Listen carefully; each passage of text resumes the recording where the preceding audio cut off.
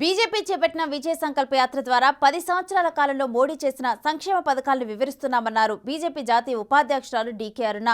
3 క్లస్టర్లకు సంబంధించి మక్తల్ నియోజకవర్గం కృష్ణా ప్రాంతం నుండి ఈ సంకల్ప యాత్రకు శ్రీకారం చుట్టామని, పార్లమెంటు ఎన్నికల్లో బీజేపీ విజయం తథ్యం అంటున్న డీకే అరుణతో మా ప్రతినిధి Shankar face to face. Palamuru జిల్లాలో బీజేపీ విజయ సంకల్ప యాత్ర ప్రారంభమైంది. ఈ నేపథ్యంలో బీజేపీ జాతీయ ఉపాధ్యక్షురాలు డీకే అరుణ ఉన్నారు మనతో. మేడం చెప్పండి మేడం, జిల్లాలో విజయ సంకల్ప యాత్ర ఏ విధంగా కొనసాగుతుంది? విజయ సంకల్ప సభ ప్రధాన ఉద్దేశం ఏంటి?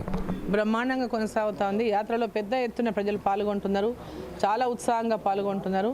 ఎక్కడికి వెళ్ళినా స్వాగతాలు పలుకుతున్నారు, మంగళహారతులు ఇస్తున్నారు. చాలా బ్రహ్మాండంగా యాత్ర కొనసాగుతోంది.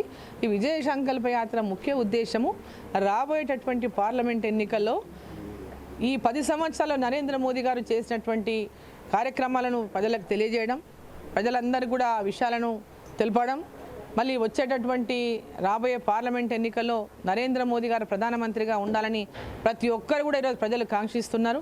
ఆ సందర్భంగా ప్రజలకు ఈ యొక్క 10 సంవత్సరాల పాలన పైన పూర్తిగా వివరించి ఆ యాత్రలో చెప్పడం జరుగుతూ ఉంది. ప్రజల యొక్క సపోర్ట్ను కోరడం జరుగుతుంది. చాలా పెద్ద ఎత్తున ప్రజలు దీనిపైన స్పందిస్తున్నారు, సపోర్ట్ ఇస్తూ ఉన్నారు. అంటే మేడం, ఇప్పటి వరకు కూడా కొనసాగుతూ వస్తుంది. కృష్ణా ప్రాంతంలో కూడా ఈ యొక్క క్లస్టర్ పరిధిలో అన్ని చోట్ల కూడా ప్రచారం, అంటే ఓవరాల్గా ఇదంతా కూడా యాత్ర కొనసాగుతుంది.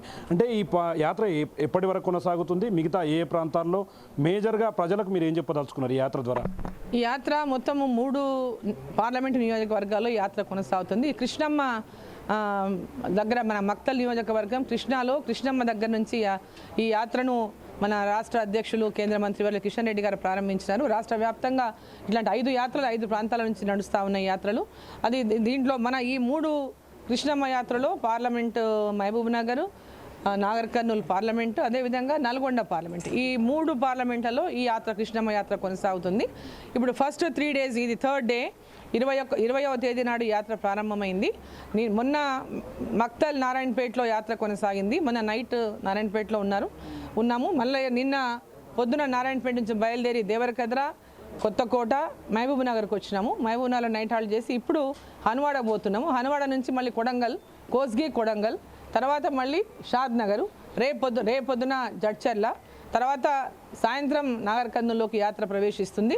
నాగర్ కర్నూలులో కూడా ఆ తర్వాత 3.5 అంటే 23rd ప్రవేశిస్తుంది. ఆ తర్వాత 27th అది మళ్ళీ తిరిగి నల్గొండలోకి ప్రవేశిస్తుంది అక్కడి నుంచి కంప్లీట్ అయిన తర్వాత.